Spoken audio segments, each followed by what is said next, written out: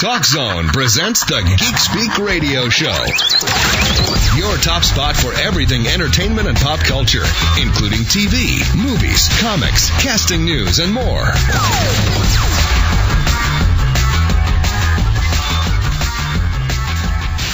And here we are. Welcome back to the Geek Speak Radio Show, the second hour today, what we're calling the Hero Initiative Day. Talk to Jim Valentino, Jason Waters, Andrew Farago, but we're not done.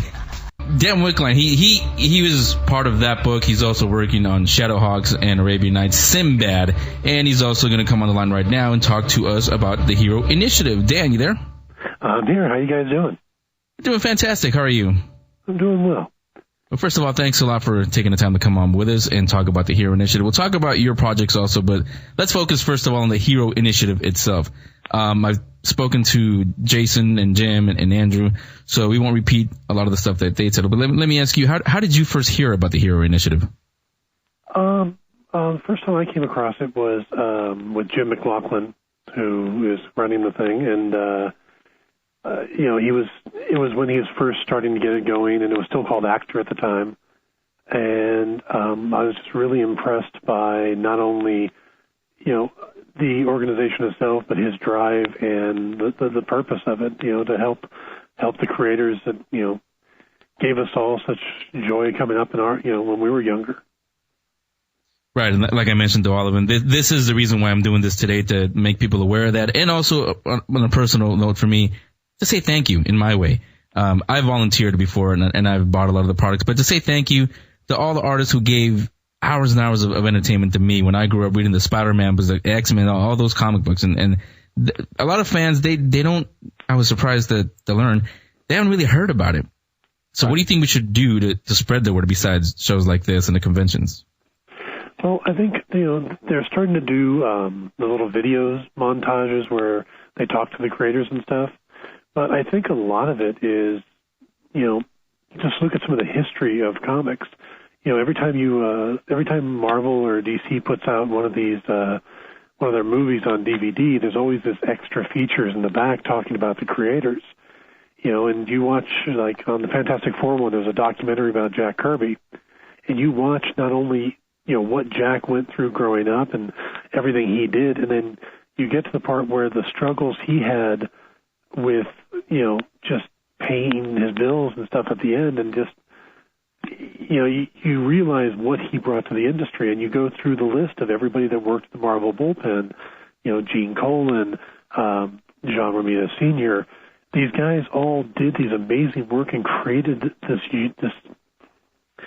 plethora of characters that we are all enjoying to this day, and they got so little back out of it because of just how the industry was set up there. And some of these guys, they don't have insurance, they don't have, jobs now to take care of themselves. And I think just the more we can bring that attention, every time you show, one of the characters they created, and then you realize, the years that Gene Colan spent drawing Daredevil and the enjoyment we got out of it, and then what he's going through now, those are the kind of stories that I think will get people's attention. And the more we get a chance to tell people about it, I think the better reaction will be. One of the people we talked to last hour was Jim Valentino, and I asked him, since he is in the industry, why was it that artists weren't taken care of, we'll put it that way, and they didn't have good pension plans? You being in the industry also, why do you think that is?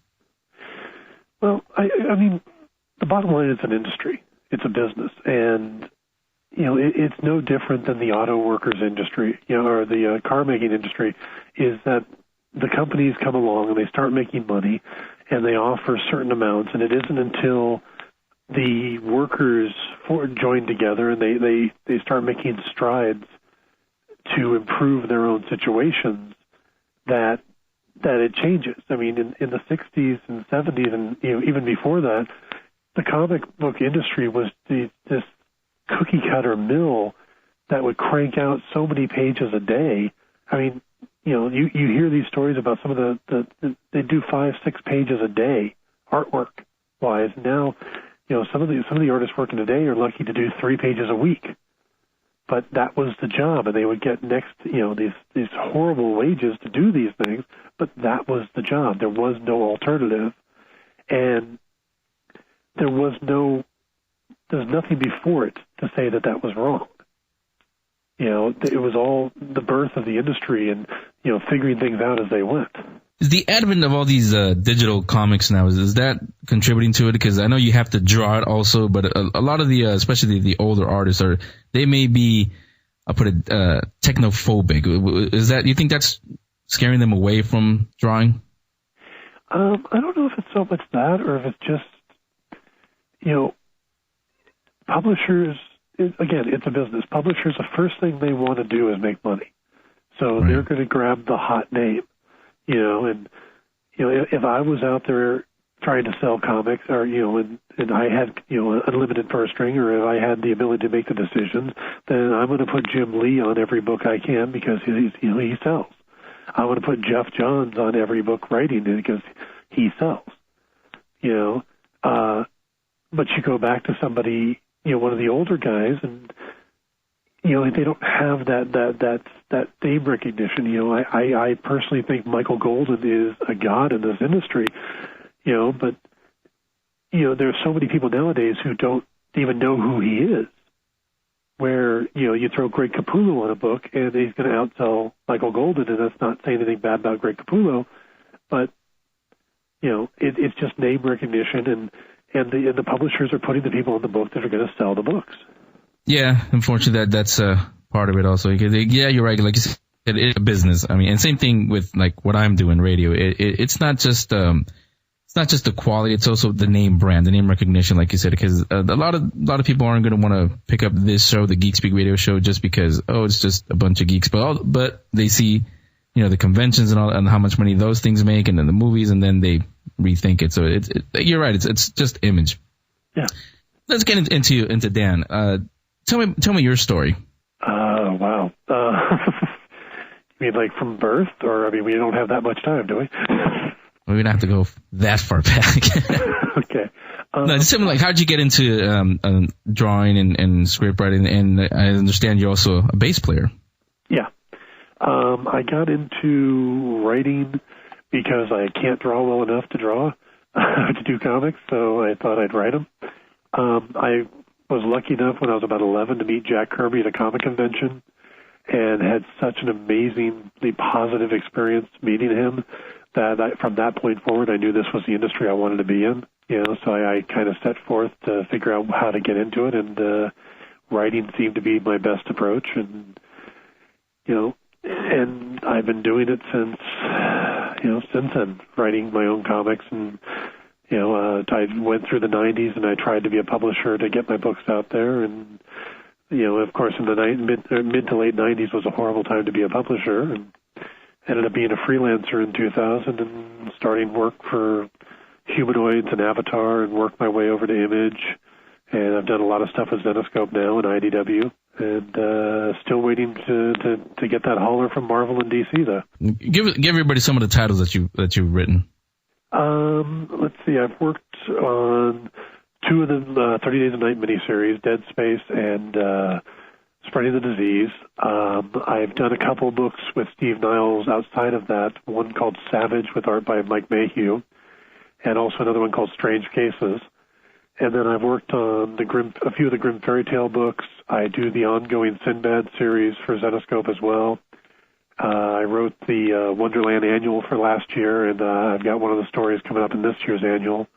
And then along with my buddy Tone Rodriguez, we just relaunched Shadowhawk for Valentino, bringing back the original character from the 90s. Give us a little tease on what we can expect from Shadowhawks.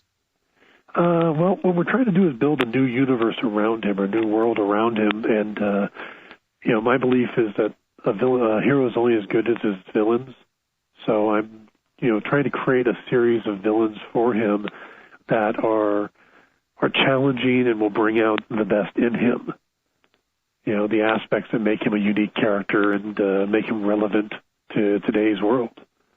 He was created in the 90s in a very violent era, and nowadays I think the world is, just as violent, but in a way a lot more a lot more scarred.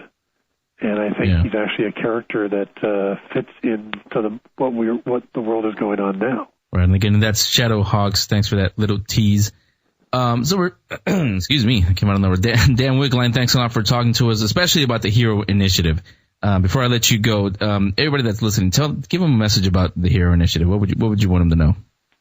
I think the Hero Initiative is an amazing charity that tries to help out the people that gave us so much joy when we were younger, and it helps if everybody out there, even if they can't donate, just learn about the people that are being helped, learn about the authors or the writers and the artists that came before and built this industry. Don't just look at today's books and think, well, this is Spider-Man today. Well, look at when Ditko was drawing it, and when John Romita was drawing it, and look back at the history of comics. And the more you learn about it, and then with your voice, which is your dollars when you buy comics, spread it around. Try to get some of the tell your retailers, write into Marvel and DC, tell them you want some of the older guys back on projects. You want to see Gene Colan drawing Daredevil again. You want to see Romita Jr. or Romita Sr. on the Spider-Man again. You want to see these things